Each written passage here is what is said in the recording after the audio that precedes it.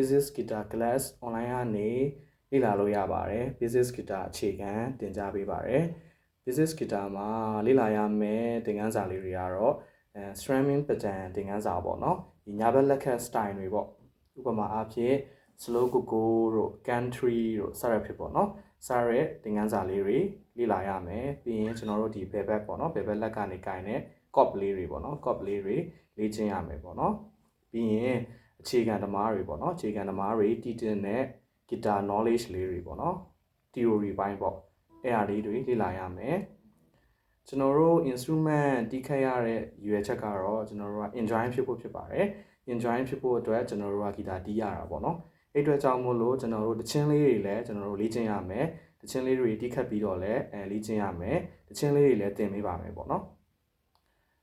ပြီးရင် do re mi fa ပေါ့ do re mi fa notes အလုံးလေးတွေနဲ့ကျွန်တော်တို့ပေါင်းပြီးမှတီးရဲ့ style လေးတွေလေအဲ့လိုလေ့ကျင့်ခန်းလေးတွေလည်းသင်ပေးမယ်ပြီးရင်ကျွန်တော်တို့အခြေခံပေါ့နော်အခြေခံတီးတင်တဲ့ဟာလေးတွေကိုကျွန်တော်တို့ဒီ basic guitar မှာကျွန်တော်တို့တင်ကြားပေးမှာဖြစ်ပါတယ်